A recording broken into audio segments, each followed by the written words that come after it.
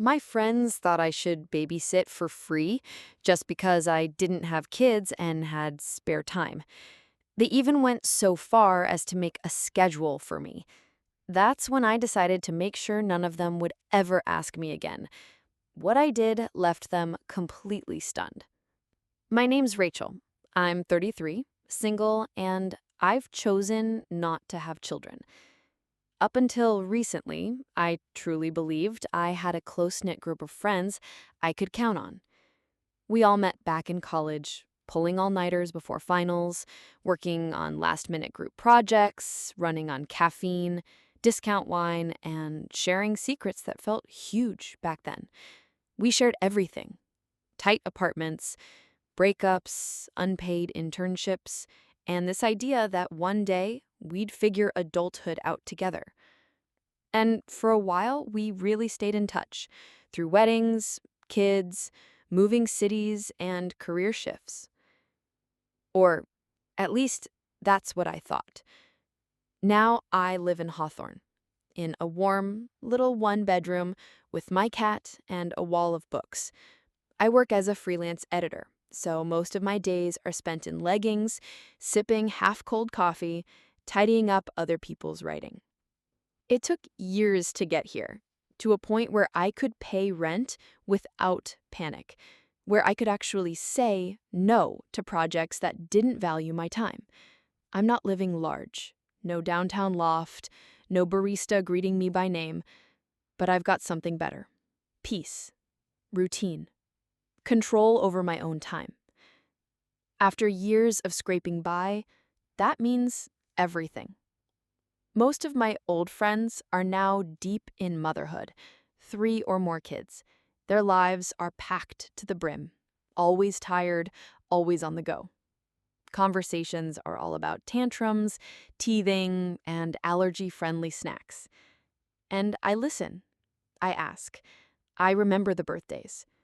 I'm the one who shows up with craft supplies, who brings books instead of noisy toys, who offers to take pictures at birthday parties, because they're always stuck behind the lens. I've always been the dependable, low-maintenance friend, the cool aunt type who adores their kids without expecting anything back. But something shifted. Or maybe, if I'm honest, it had been shifting for a while, and I just didn't want to see it.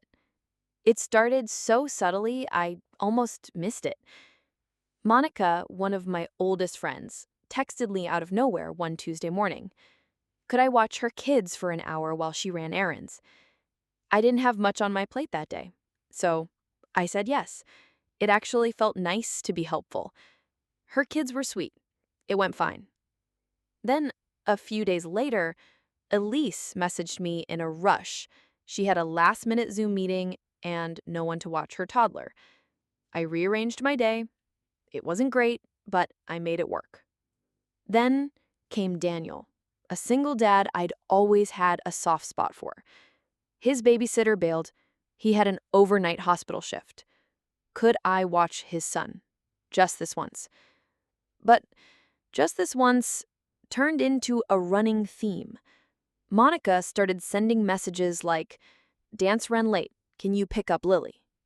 Elise stopped even asking. She'd just drop her daughter off with a wave and say, "Back soon." Daniel once left his kid on my porch with a diaper bag and a handwritten note. My phone had been on silent. I'd become the emergency fill-in, the convenient backup plan. Their survival mode started turning into my responsibility. And no one, not one of them, offered anything in return. Not gas money, not groceries, not even a coffee. I wasn't looking to get paid, but when even a simple thank you became rare, I started to feel less like a friend and more like a free service. Still, I kept telling myself, they're just stressed, it's not personal. This is just life right now. Until that Sunday night when I got the email. It was a shared Google Calendar invite titled Support Schedule. At first I thought maybe someone was sick or planning a meal train. I almost didn't even click it. But when I opened it, My stomach dropped. There it was, a babysitting chart, laid out week by week, color-coded, organized, with my name in bold. Time blocks assigned for me every weekday afternoon, Saturday mornings, Sunday evenings. Each slot had a child's name, pickup location, snack preferences, allergy notes, all neatly typed out. Sure, a few other child-free friends were listed, but my name was all over the thing. I had more shifts than anyone else. I had weekends, early mornings, nighttime coverage, just in case we go out. And no one had even asked me. I hadn't agreed to any of it. I didn't even remember giving out my Gmail. I sat there stunned, wondering how long this had been in the works. How many side conversations had happened behind my back? How many group chats I wasn't part of? How many times someone had said, "Oh, she'll won't mind. She has the time." So I called Monica. Her name was listed as the calendar creator. I tried to stay calm. I told her the whole thing was completely inappropriate and that I never agreed to be anyone's full-time sitter. She let out a sigh, like I was the one being difficult. She said, "But you don't have kids, Rachel. You have all this time. We're drowning here." Then Elise chimed in. I hadn't realized I was on speaker. She said, "It takes a village, Ratch. We're just trying to get through the day."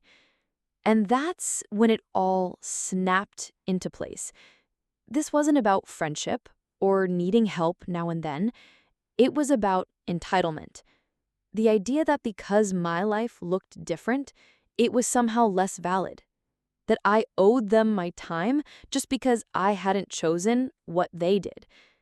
They'd built this illusion where I was lucky to be included, expected to cancel plans, rearrange my life, and never push back. They didn't really see me anymore. They just saw a resource. And that's when I knew they were going to regret ever assuming they had a claim on my time. I kept things professional, calm, unbothered. I showed up when I was supposed to, dressed neatly, with my shoulder bag, and a little notebook in hand. I brought snacks, healthy, allergen-safe ones. I had double-checked everyone's preferences. I even helped with homework, especially the math, which I secretly enjoyed way more than I probably should have. I picked up kids from school, sat through noisy cartoons, wiped faces, blew noses. I made sure snacks were divided fairly, broke up toy fights, and sat through what felt like endless rounds of board games. All the while, I kept a smile on. And I kept notes. Real ones. I tracked every drop-off and pickup, every tantrum, every meal reheated in the microwave. I even jotted down who wouldn't eat crusts, who needed their apples peeled, and who got teary-eyed when their show ended. I also started recording any time a parent came back late, any moment I had to stay longer than promised, any minor drama caused by someone's juice being the wrong kind. Still, I stayed polite. I was helpful, and I made sure they noticed. Sometimes I'd ask things like, "Hey Mira, what time are you getting back again? I want to make sure I log everything right." She'd laugh and say, "You're so on top of things, Leela." One time, Tessa looked at me and said, "You'd seriously be such a great mom one day." I just smiled and replied, "That's sweet of you to say." They were convinced I was settling into the role they'd quietly built for me, the reliable, always available helper, the one who didn't have a family of her own, so clearly had the time to spare. They had no clue what I was really doing behind the scenes. By the end of the week, I had everything I needed. I poured a glass of wine, opened the invoicing tool I use for my regular freelance projects, editing books, writing content for websites, and I got to work. What I created was a masterpiece. I drafted clear, itemized invoices for babysitting. Each one outlined the date, times, and what I'd done. Every snack prepared, every argument resolved, every last-minute shift logged. I billed at $22 an hour, still cheaper than most rates in our area. Each line had a description: afternoon supervision, homework support, evening care with flexible pickup, and emotional guidance after sibling dispute. For Leo's invoice, I added unexpected overnight assistance without notice. Mira's total was $612. Tessa's came out to $388.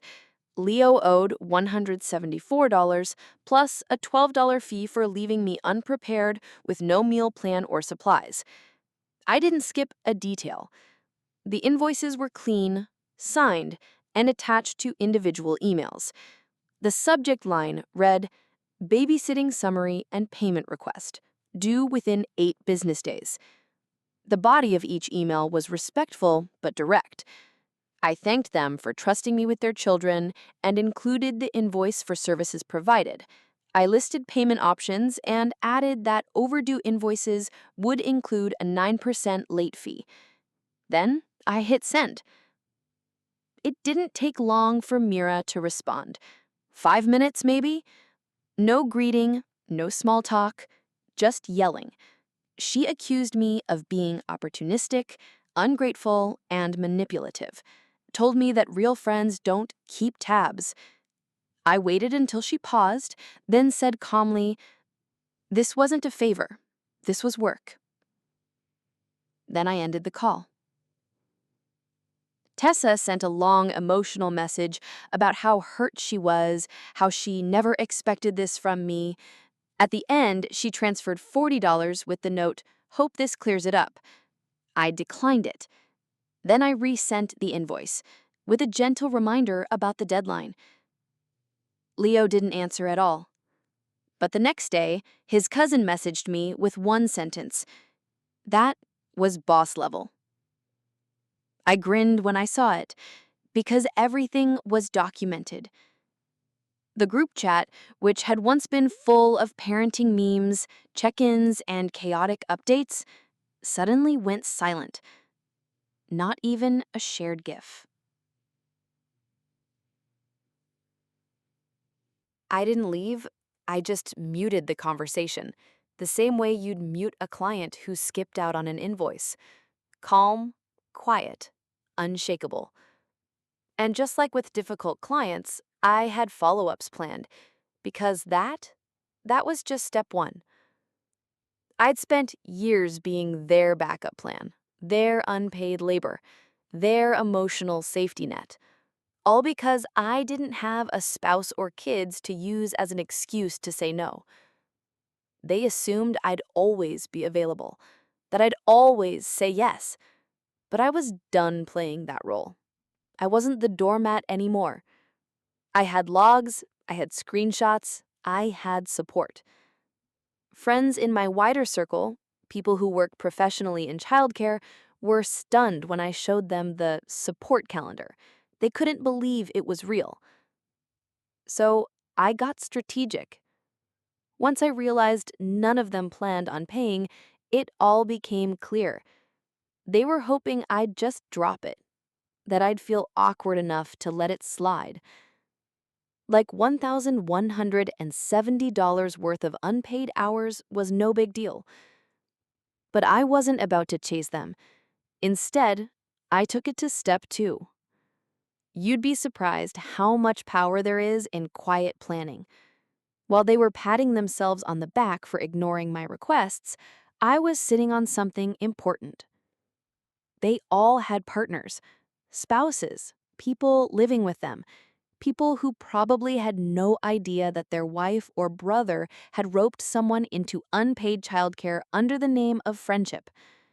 So I went back to those invoices. Didn't touch the numbers, didn't change the files. I just resent them. This time, I copied in their partners. And in Leo's case, I copied in his older sister, Naomi, who actually owned the house he lived in and often paid out of pocket for his kids' supplies and school clothes. Let's talk about the fallout. Mira's husband, let's call him Ethan, replied in under an hour. The subject line of his email just said, "I'm so sorry, Leela." The message itself was long, clearly written in a rush. He said he had no idea Mira was doing this. He thought I'd offered to help because I enjoyed spending time with the kids. He mentioned that Mira always talked about how much I loved being around them and insisted that I was just happy to pitch in. Even in writing, you could feel his shock. He sounded genuinely embarrassed. The next morning, I woke up to a full pay glide transfer for the exact total, $612, with a short note that just said, "Thanks again for everything. Really appreciate you." Seriously. Later that week, a mutual friend told me that Mira and Ethan had a major fight, something about personal boundaries and respect. No one gave me the full details, but the phrase marriage counseling came up at brunch like it was nuclear news. I didn't pry. I just nodded and sipped my coffee with a quiet smile. Now, Tessa's husband, Nolan, was a whole different story. He's a corporate lawyer. Sharp, direct, zero fluff. He actually called me himself. His tone was short, but steady. He explained that Tessa had never told him how often I'd been babysitting.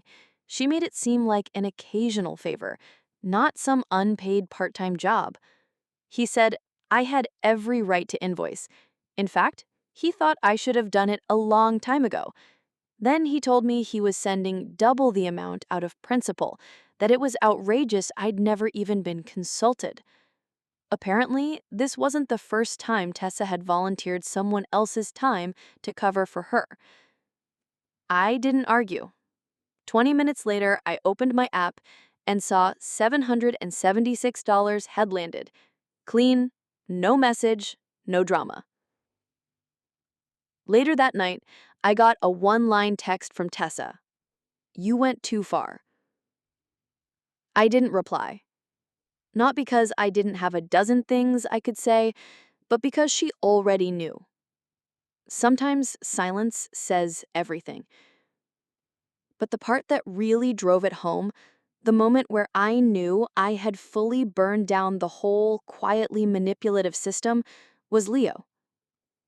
He had leaned hard into the whole tired single dad image, and I had gone along with it for a while.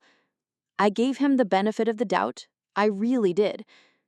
And I still think some of it was true. Being a solo parent is brutal, but sympathy has limits, especially when someone starts weaponizing it. Leaving his kids on my porch overnight without checking if I was even home, that wasn't struggle, that was using me. He ignored the invoice completely. No reply, no explanation. So I sent it to Naomi. Her response was short. "Wait, what?" Apparently, Leo had told her he was staying home with the kids that night. She had even left work early thinking everything was handled. She had no clue his kids were with me, unannounced, unfed, and without any contact info. She was horrified. She asked if she could come by. When she showed up, she had a latte in one hand, a croissant in the other, and a folded note that said "sorry" in messy cursive. She gave me a hug. We sat on the porch, sipping coffee while she quietly vented. She said she had a feeling something wasn't right, that she appreciated me calling it out because, honestly, she'd been enabling him for a long time. A few hours later, she posted something on social media. She didn't name him. She didn't have to. It said, "Some people use exhaustion as a mask for manipulation. Some of us have been cleaning up after grown adults for too long, thinking it was just part of love or family. That ends now. I'm done pretending other people's poor planning is my problem." The likes started rolling in. I watched it with a smile, popcorn in hand. Leo never messaged me, not even once. But that evening I noticed I'd been blocked. Everywhere. Facebook, Insta, even LinkedIn, for crying out loud. I actually laughed out loud. A grown man, father of two, throwing a digital tantrum like a teenager. The next morning, someone from our wider friend group messaged me, asking what happened, because Leo had told people I made him feel unsafe. Unsafe? Because I had invoiced him for caring for his children? The irony was so thick, I nearly choked on my tea. The group chat, once overflowing with baby pics, tired memes, and endless planning, was now a silent graveyard. No gifts, no updates, just digital tumbleweeds. Mira left the chat without saying a word. Tessa went quiet. Leo? Radio silence.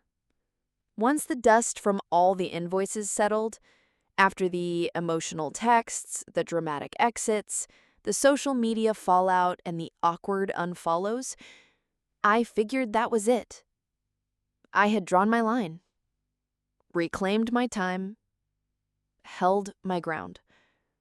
It almost felt anticlimactic. I wasn't expecting apologies, definitely wasn't expecting change. I assumed I'd just fade from their tight little mom bubble like a background character who stopped showing up. And honestly, I was okay with that. The silence wasn't sad, it was peaceful. And that peace, I had earned it. Hour by hour, item by item. What I didn't expect was what came next. It started with a message from Holly. She'd always been on the edge of the friend circle, not because she wasn't liked, but because she was always working, always exhausted, always polite but a little distant. A night shift nurse, mom of 3, married to a man whose idea of helping was not leaving dishes in the sink. She'd show up to parties with the toddler asleep on her shoulder and a salad bowl in one hand. She'd help clean up when no one else noticed. She'd say thank you when no one thanked her. We weren't close, acquaintances mostly. But when I read her message, I knew she got it. She wrote, "Did you actually send them invoices? Can you show me how?" I blinked, read it again, and then I felt something I hadn't felt in weeks.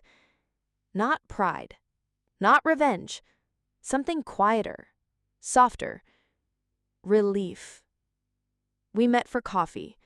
No gossip, no venting, just laptops, notepads, and 2 tired women swapping ideas over chipped mugs. She looked different in daylight, not rested exactly, but awake, present, steady. She had that kind of quiet resilience you only notice when someone finally stops pretending everything is fine. It made me wonder how many times she'd nodded, smiled, and said, "Sure," when she wanted to scream. I walked her through everything. How to use the invoicing software I'd been freelancing with for years, how to break down unpaid tasks into what they really were, work, how to word things with warmth, but without leaving space to be ignored, even where to list late penalties so people thought twice before brushing her off. She chuckled when she saw a line I'd once used. Emergency cleanup, mid-diaper blowout, $14. Without missing a beat, she typed, full toddler meltdown during solo bathroom break, $18. We laughed so hard we had to stop typing. But as we sat there, the humor started peeling back. And what came through? Patterns. The neighbor who only needed a minute.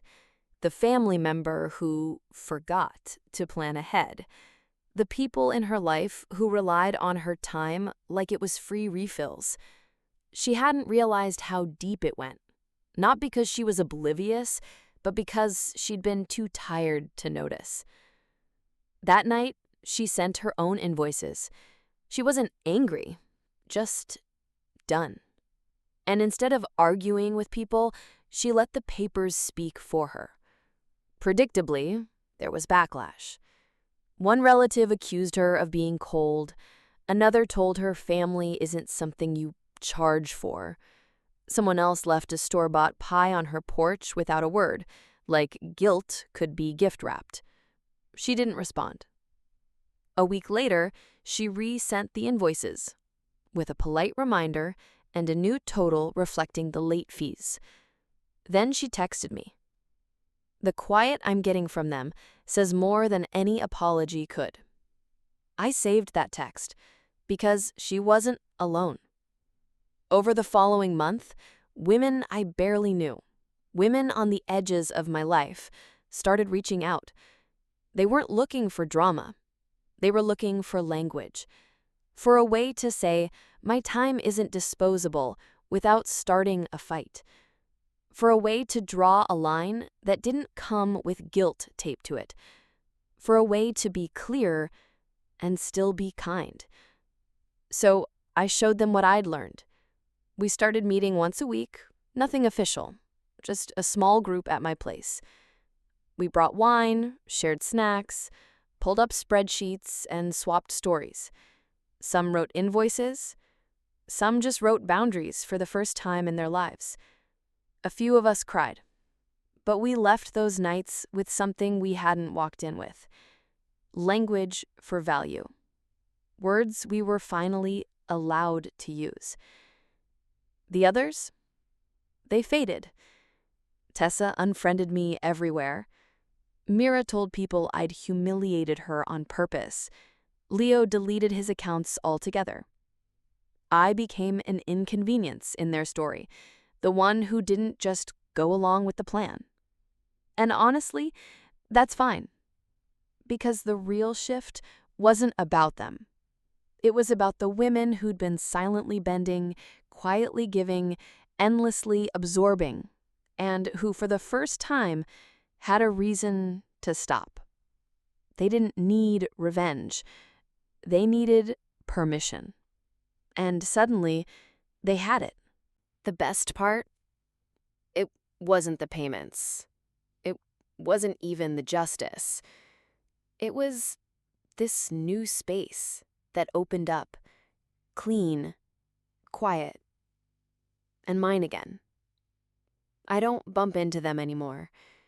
But once, at the grocery store, I passed Ethan, Mira's husband.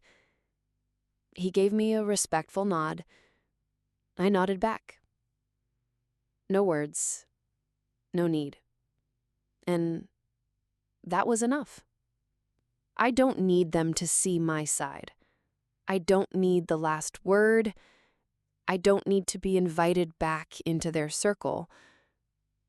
I know who I am now, and I know what my time is worth. That's not something I'll ever forget again.